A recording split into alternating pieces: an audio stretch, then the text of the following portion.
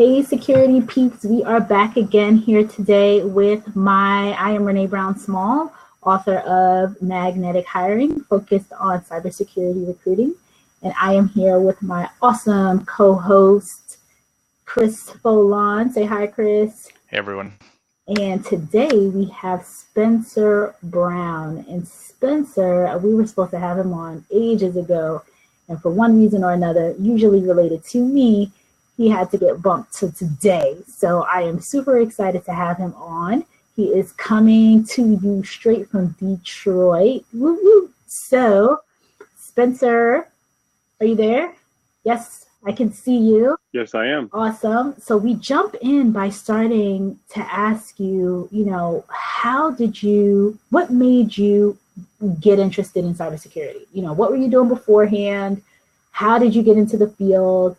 What brought you to this field of cyber? Great. Excellent question. Nice to meet everybody and everyone on the line as well. I am coming from born and raised in the Utah area. And in doing so, I went to, after high school, went to traditional sport college. And in doing so, I was playing basketball. And was playing for a few seasons and ended up breaking my ankle. And from there, I was done. And from there, I decided to, instead of doing a psychology degree or something else like that, I would jump into technology that for growing up. And from there, moved forward. What was very helpful in my degree was able to do internships. That's what happened quite a bit. Mm-hmm. What sort of roles? So one thing that was very helpful is I would take the applications from the internship page, and then I would go ahead and apply to those, and then I would try to get. It was launched me onto my career pretty quickly. What sort of roles did you take as an intern to help get you up to speed or to transition in?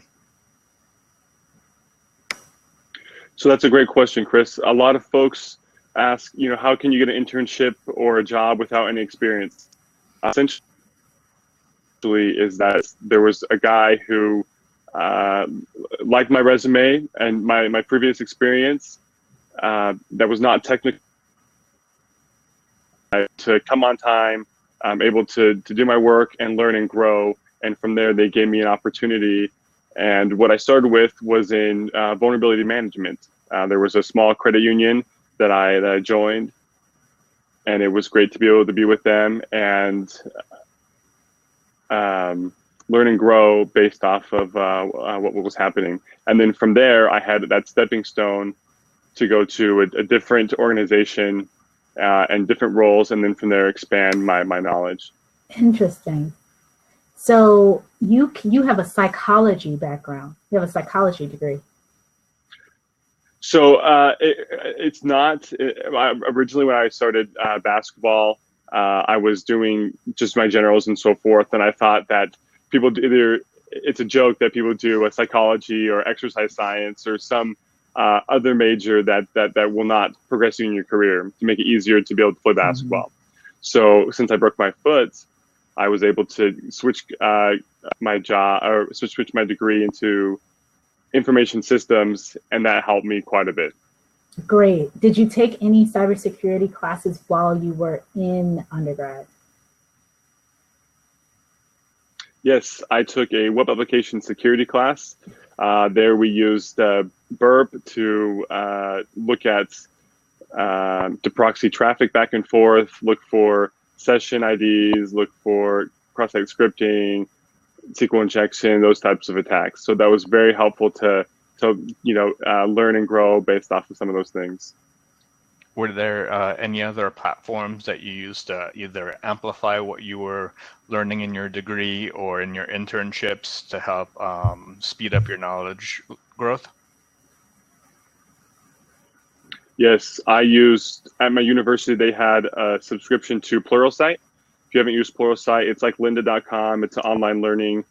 It's I thought it was very excellent to sit there and listen or watch videos in the car or on my time. One thing that was extremely helpful is spending 30 minutes to an hour each day learning something new that I had nothing about.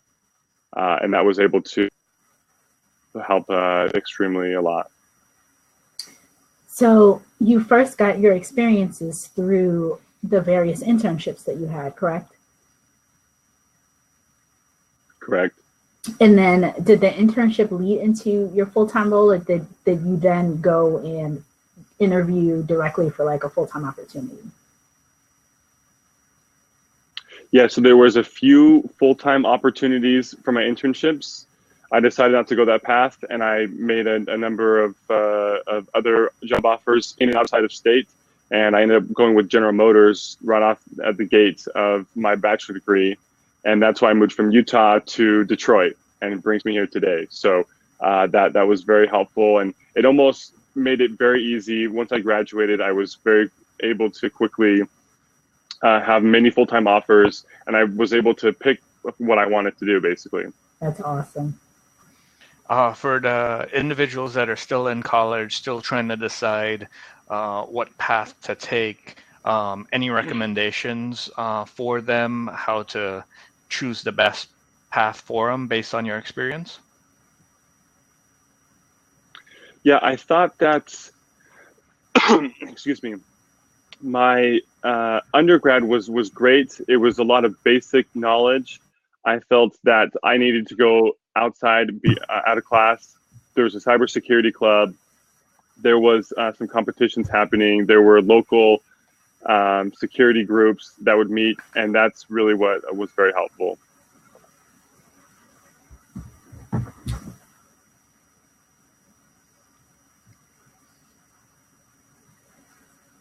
Okay. What about now? What do you do to continue your education now that you are in your first or second full-time role to keep learning what's happening in the field? Yeah, so I actually just recently started a master's degree at NYU, New York University, in cybersecurity. So I just started in the fall. I'm in 2 classes. It's a 3-year program, and that's one way I can continue to grow and learn from the different classes that I have, apply the knowledge, and it's great to work with. There's about 100 in the cohort that I'm able to work with. So, yay! And Renee, alumni student. Yes. But it was way back in the day, and there were no cybersecurity. Actually, you know what? There was somebody at the time. My undergrad was in information systems, and I remember it was so funny because I asked this lady. She was one of my classmates. She was getting a degree. It wasn't at the time in cybersecurity, but it was the predecessor. And I was like, what do you do every day? Like, it was just so funny. But that was 15, 16. That was almost 20 years ago. Yeah, the cybersecurity program itself has been around for about 10 years, I believe. Prior to selecting NYU, I looked at many other universities, such as University of Maryland, Johns Hopkins cybersecurity program. And I also considered an MBA for quite some time, but decided, based on my experience, I would like to go a more technical route for my job. Very cool. Very cool. So, Chris, looks like you have another question. I was going to say, so it sounds like you're really prepping yourself both on the educational front. What about any cybersecurity certifications that you might have done to help quantify your technical knowledge outside of your work experience? Great question, Chris. Yes, I have a few certifications. I started out with doing the Security Plus and Network Plus while I was under my undergrad. And those are great certifications to get. I don't believe that they gave me a job by any means, but it was fundamental knowledge that I would have not gone otherwise if I wasn't forced to study and to learn that information. Since then, I have the CISSP that nobody knows about. It's the CompTIA Advanced Security Practitioner. And then I also recently got my CISSP. excuse me. I don't have the 5 years of experience that required, but I do have the provisionally passed, the associate version of that. It's so funny. So last night I did a resume makeover webinar, and a young lady, Sophia, who was on it, she had the CASSP. So some folks do know, and Gadget Craig says he knows about it. So we know a little bit about it. It's one of the new ones. But you seem to be very well certed up. Like, you are definitely getting all the right certifications. And what I like about what you said is that it's not going to get you the job per se, but especially when it comes to the continuous learning, and that people see that, oh, wow, this person not only has an undergrad degree, has the experience, and has like a number of certifications, and is also going back for his master's. So you're like a triple threat plus, because you have the certs, you have the experience, you have the degree, and you're going back for a master's. So that's awesome. Right. Yeah, that's all intentional. I tried to, spread the gamut so the hiring folks can't find any flaws. Exactly. I mean, experience always trumps everything. And when you have, just by getting the I was going to say about the CASP, I do hope that it continues to grow a little bit stronger. It is a new certificate, but I hope that it continues to grow, like I said, and be something more like the CISSP, right? So. Yep. Spencer, one of the questions from the audience was, how did you figure out where in cyber you wanted to go, since there's so many ways to go? Yeah, I see Mr. Dell's comment over here. Cybersecurity is not just one field, right? There's many different silos within there. There's incident response, vulnerability management, identity access management, so many, right? Miss Dell, thank you for the correction. Sorry about that. So what ended up happening is that the internship that I got was within vulnerability management. And then from there, I just kind of built off of that and then continued down that path.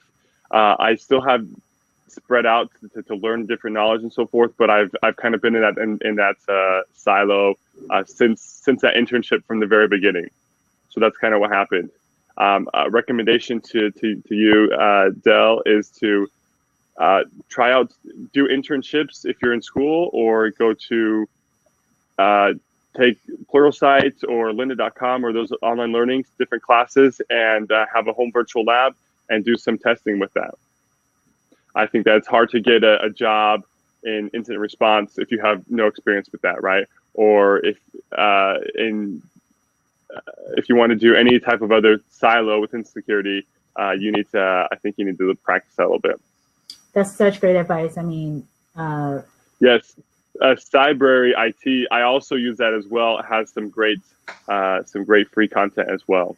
Yeah, and somebody said Udemy, which is true. So Udemy, Cybrary, Lynda. I mean, there's so many of them. Chris has an amazing list, a couple different resource lists that he put together. And every single person that we talk to, you all always share the same thing. There's free stuff. People talk about going on YouTube. I mean, there's so many different ways to create your own opportunities to learn and grow. And like you said, setting up your own home lab, playing in that lab, really being able to talk to true experiences when you get in that interview is going to get you, further ahead and get you more opportunities. So. Right. And maybe if you don't have any experience in that one particular cybersecurity silo, you can still at home, there's free tools that you can use to learn and grow off those. And then from there, you can at least have, like you said, Renee, some speaking experience to what happened. You have an idea of what's going on. Mm-hmm. Another thing that I found to stay up to date is listening to cybersecurity podcasts. So there's the SANS podcast. That's like a 5 minutes, 10 minutes each day about the updates. Someone said Security Now. Security Now is excellent. I listen to that religiously every single week, and it's great. Paul Security Weekly also listen to as well. Those ones are really good. There's also the security relationship podcast, it's a CISO vendor relationship podcast. That's kind of a new one. That one's, I like to jump on there quite a bit, listen to 1.5 speed and go through those and while I'm driving or on a walk or something like that. Very helpful. That's exactly what I do. I have also on my profile a list of 30 or 40 different podcasts, so different areas of interest, but I also listen to them at 2 speed to try to get through a lot during my commute. And you've listed off some of the top contenders. Definitely highly recommended to try to make a useful time of your commute if you don't need to de-stress and listen to music or something else.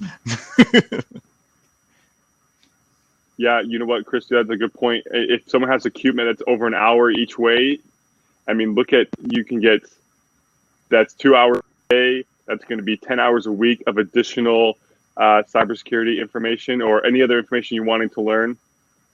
And even if you're driving and maybe you can't watch any videos and stay up to date and so forth, you can still, get that information in your head. And as you listen to it a few times, it starts to stick. And then you hear a word that they're using, and then you go to work, and then they hear that same word, and then it kind of connects, and you build this in your mind, your knowledge of security.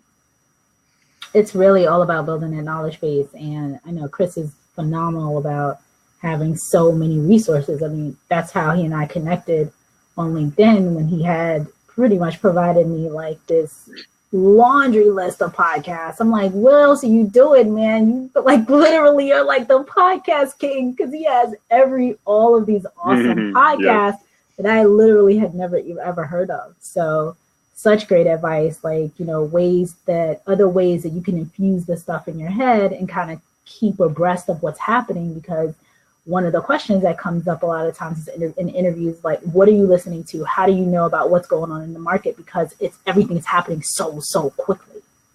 So good points, guys. Specifically. Yeah. If I were to pick any of the podcasts, I would definitely say Security Now is by far the best. I don't have to listen to every day. It's once a week, and it's probably an hour and a half. And Steve Gibson goes into extreme detail about certain vulnerabilities, how to check for them, and to know if you're vulnerable. It's great to get a high level, and then also he goes technical as well. Some people have some problem with his saying ums and bits and dragging out a certain topic, but I personally find it very helpful. As he reiterates things over and over again, it starts to stick in my head, and I start to learn that knowledge. So for those looking to learn more about your specific silo, are there any tips, tricks to advance their knowledge within your silo that you wanted to share? Yes. So this is not by any ways a plug for my current employment. I work for Qualys, cybersecurity SaaS company, and we actually have a free version of Qualys. They do vulnerability management, checking out configuration of a particular host. And you can have 16 licenses. You can download the agent, do a virtual scanner at home, scan all your IoT devices. Great opportunity to learn about that. How many, I'm going to go back to like when you actually went from internship to full-time opportunity, and you said you got multiple different roles. How many internship opportunities did you get, and how many full-time opportunities did you get, and what was like your interview process to get to those points? Because I think one of the things that we've asked people say, they interviewed 30 times. Whitney, I think, said she interviewed 30 times, and Charles Karanja said he had like applied 200 to 200 different roles. Like, talk to us about what that entryway was for you. Right. So from the internship perspective, there was a job internship posting page at my university, and literally every single internship that came in that was technical, I applied. This made it very easy. There was a quick apply button, so I just applied, had my standard resume. Maybe not the best for each. If you want to do a certain job, you can tailor your resume. However, in this scenario, it was very helpful. I got the opportunity to interview for jobs that maybe didn't know all the information from the job description, but was there to learn and grow, and I thought that was very helpful. So I did 3 initial internships during my college career, and then after that, I was able to apply to those companies for a full-time role, and then some companies within the Utah area, and then outside as well. So probably I had maybe 20 job interviews for full-time offers, and I'm sorry, 20 job interviews, and then how many full-time offers? I probably had 5 that I wheedled away at the very end that I was able to pick, salary, job benefits, etc., of what I wanted to do. That's fantastic. And when you started doing your internship opportunities, like what year in college were you? Because and before you answer this, the reason why I'm asking this question is because people, a lot of times, the folks that tend to struggle, they don't really pick their head up to start looking for jobs until they're almost graduating. And I tell everyone, start as soon as you possibly can. Like if you're a freshman and you could get your foot in the door somewhere and some type of internship, the more experiences you get and can put under your belt, the better. So if you had 3 internships, I know you started earlier. So talk to me about, like, were you a sophomore, junior? Like, when did you start getting the internship opportunities? So I started when I was a sophomore, and I was still doing some generals, had very few technical classes, courses I was taking. But like I said, I had a number of job interviews, internships, and one individual, took a stab at me and said, "Hey, you have good grades, you show up on time, you're willing to learn and grow." And just having that ability alone got me the opportunity. And then I was able to come in, start getting my hands on certain tools that they were using in their environment. And then from there, it was easy to leapfrog from internship to internship because I had, this bucket of experience, and it just transferred so on and so forth. And then by my senior year, it was there was many internships that I could have simply because I had experience prior to. So for those who maybe don't have any experience, I think you got to start out small. Even maybe if it's not a paid internship, maybe you don't get any credit. It's an opportunity to learn and grow, learn about the tools. I think a lot of folks will start out in a help desk, or they'll start out in the SOC. Those are great areas that are entry level. You can learn and grow some basic troubleshooting skills, a lot of the different tools, different operating systems that can be very helpful. Such valid points. So such good points. It sounds like you almost developed your perfect path from the scratch, choosing the right classes, choosing the right internships, choosing the right certifications to pursue, continuing your education. I would definitely say that you're one of the most well-rounded individuals I've talked to in a long time. It sounds like, did you pre-plan this all out, or did it just happen on the fly? So Chris, it was not all planned. It was each step of the day seemed like to be a grind, and it was just figuring out, talking to others who are in the field and figuring out what they're doing and kind of create your own path of what you'd like to do.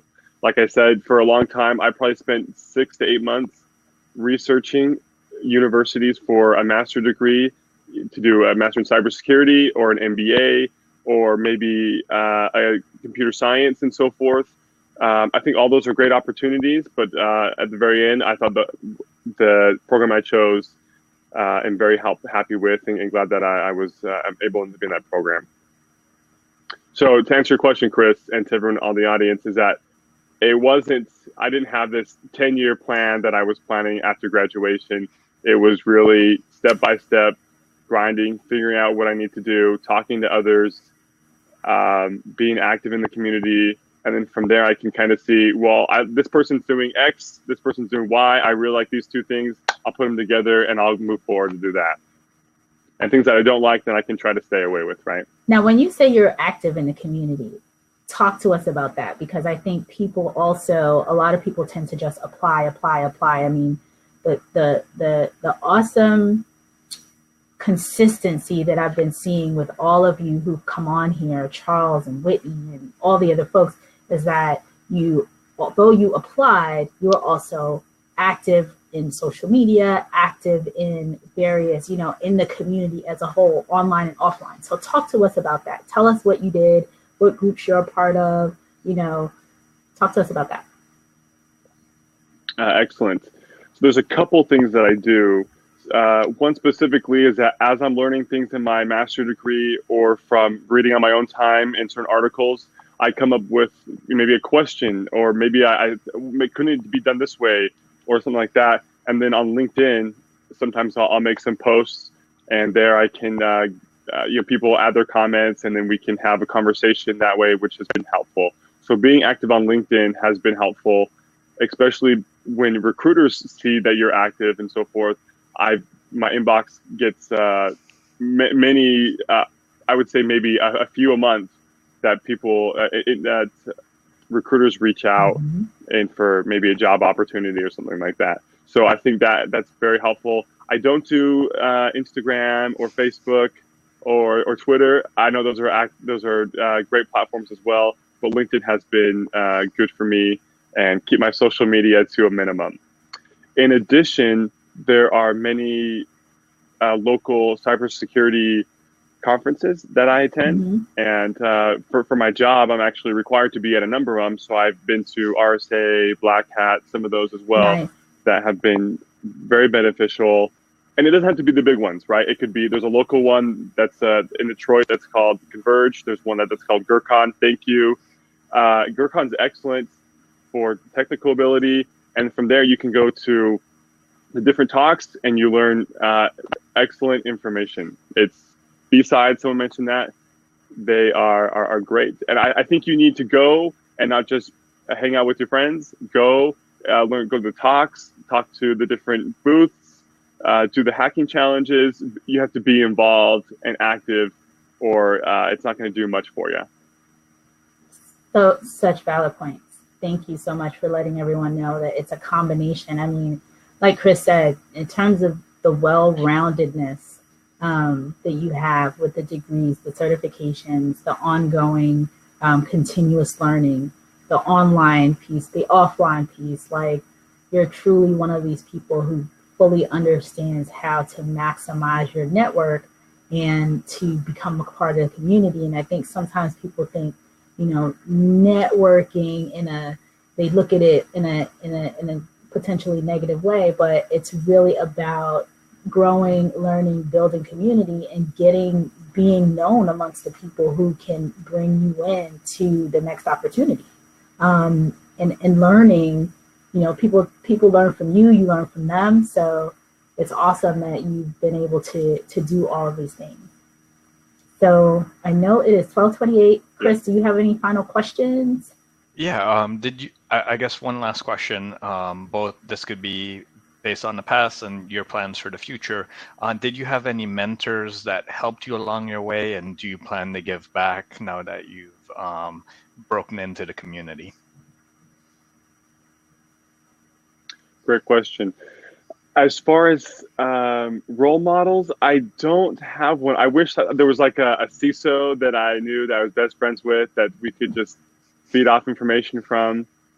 One thing that I've gotten frustrated with the cybersecurity industry is that it's not like medicine or law or any of these other areas where there is a defined path that if you graduate, you go to law school, you do a few years of hard work, and then you can pave your way of where you want to go. For medicine, you go to undergrad, you do medical school, and then you do residency, which topic you want. Cybersecurity is not like that, right? Some people don't even have a bachelor's degree. Some people only have certifications. It just seems to be that the path seems to go like this, whereas some of these other degrees that are more defined, it's you stay in this area and you will make X amount of money and you will be able to do whatever career path that you're wanting to go to. So it's a little frustrating at times that there's not a certain career path to. People say, I want to be a CISO. Okay, well, great. Well, what's the path to get there? Everyone seems to have their own path, and there's not a straightforward way to do that. Well, I would say it's never too late to find a mentor. I know I've found many on LinkedIn that are happy to help and offer advice, and we check in on a monthly basis. So it's never too late to find that individual to help you along your way. And I know this is one of the ways that I give back to help other individuals that are trying to break into security to help find their way. Same here. I think I'll take that as an action item. I need to find myself a mentor. So, Chris, you got any recommendations? Hit me up later, and happy to enjoy some of that. And then, of course, I think giving back to the community is an excellent thing to be doing to help fill the gap of the professionals that we need in this field. Absolutely. And with that said, you are giving back by being on this and sharing your story with others. So we appreciate you. We thank you. I appreciate your flexibility with me since we got bumped for months, but we're happy to have you here. Thank you so much for your time. And to everyone else, we will see you back again next week with our next person who is breaking into cybersecurity. Bye, guys. Thanks, everyone. Thanks, Thank you very much. Thanks for having me on. Appreciate it. Bye.